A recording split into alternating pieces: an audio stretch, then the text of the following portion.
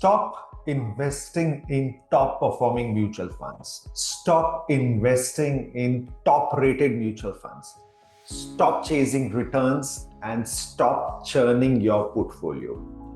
Friends, these are something which I don't want you to do, because if you will do this churning and performing high return funds, you'll end up losing more. Your portfolio will earn much lower return and your goals will be affected. Friends, as an advisor, I keep meeting clients, I keep meeting people. And one of the biggest challenge which I myself face is to explain to clients that it doesn't make sense to churn the portfolio. And my clients keep sending me this query that why are we not investing in these top funds? Let's move out of underperforming funds and quickly churn.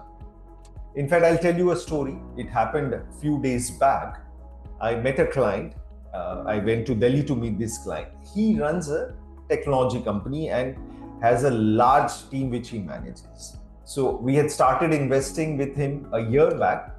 And when I had created his portfolio, almost 50% was large cap and 50% was in mid and small cap. Now, in the last 1 year, what has happened is that large cap is almost flat, has not given any return. But mid and small cap, they are down 5 to 10%. So when I met this client, he told me, Mukesh, the funds, if you look at the funds performance, there are half of the funds which are not doing well and half which are doing well. And so we should churn the portfolio. We should sell the funds which are underperforming, the mid and small, and let's buy the large cap funds which have done very well. Now, this came as a surprise for me. It was a surprise because, this is generally against the portfolio performance. It's not good. And coming from an intelligent person like him, because he is a CEO and a learned person, also came as a surprise. So I, digged deeper into his query. I asked him, sir, okay, we can do this, but why do you want to do, this change? Why do you want to churn the portfolio? What's the logic behind it? So he explained to me, he said that, Mukesh, I have been managing my teams for a very long time. And my strategy has been that we need to remove people who are underperformers. Because when you do it regularly, then you are left with top performers. You keep hiring new people because every time you take out an underperformer, you get new people, and every year you do this exercise. And what the result which comes out is that you have a high performing team. Now, it made sense to me. But I told him, sir, maybe, this, what you did was applicable on the team management, but investments is different. Portfolio creation is different. And how we manage this is different. And the logic of churning may not be very good. So I gave him my reasoning, but he was not so convinced. So then I thought about sharing research with him, which of course enlightened him, and it came as a big surprise to him as well.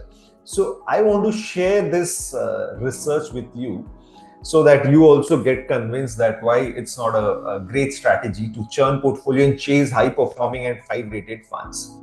Now, this article came in Economic Times newspaper recently. I'll show you and explain you how to read this table. Now, this shows the yearly performance since 2009 till 2025 of the large cap, which they have taken Nifty index, how they have given yearly return, then mid cap and small cap.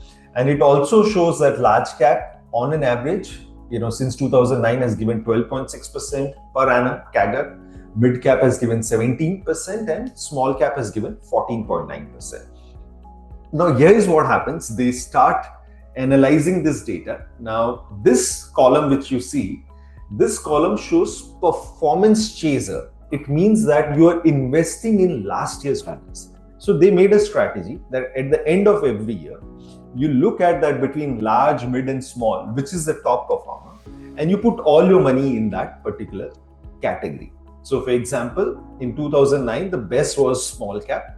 So at the end of 2009, you put everything in small cap. Next year, again, you look at the performance. You see that mid cap is the top performer.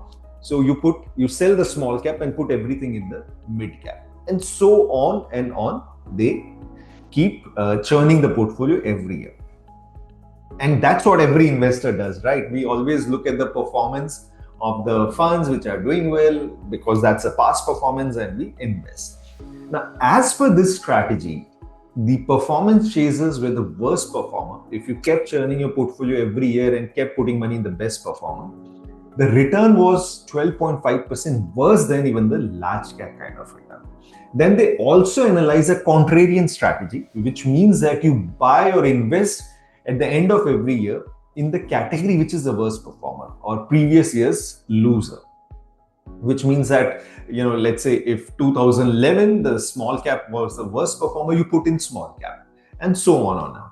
As per this, the strategy gave a return of 15.9%. So, contrary to the perception, if you put money in the categories which are underperforming, there is a higher possibility that it will end up giving you a better return. The reason why it's happening is fundamental. Anything which has already gone up has always, has become expensive from valuation perspective, and there's a higher probability that it may come down. And something which is cheaper may have an attractive valuation and ends up doing pretty well. So this research clearly showed to my client that his strategy of churning and chasing the top performer will not only yield a lower return, but what also happens every time you churn the portfolio, there's a tax angle, there's an exit charges, and if we consider that, then the performance will be even worse. Now, for my friends, what do I recommend? I neither recommend that you churn the portfolio and put the money in top performing, and I will also not recommend you that you churn and buy the investments which are bottom performing, because every time you do this, there's a cost in terms of tax, because every time you sell there's a tax, there may be exit load, and also the cost of emotion and time managing the portfolio. It's not easy to invest in the investments which are underperforming. It may continue to underperforming for some more time. The emotional turmoil it will happen, which it will create for you, will be crazy. So what is my recommendation to the investor? My recommendation is that you need to figure out the asset allocation as per your risk profile, that what percentage you want to keep in large cap, mid cap, small cap. It could be equal, 33, 33, 33. It could be that you want to put 50% in large cap and 25% in small cap, mid cap and small cap. So it varies, it depends on your risk profile. But once you have decided what you want to do, my suggestion will be just buy and hold and forget about it. Don't do much. And because when I looked at the numbers, I saw that if you were investing equal in large, mid and small, 33%, and you held it for since 2009 till now, it gave a very high return of 15% per annum without doing anything. So guys, chasing return, chasing high performing funds or even 5-star funds, there are websites, like Value Research, Morningstar, which rate funds. Generally, and in fact, majority of the time, the rating is given on the basis of past performance.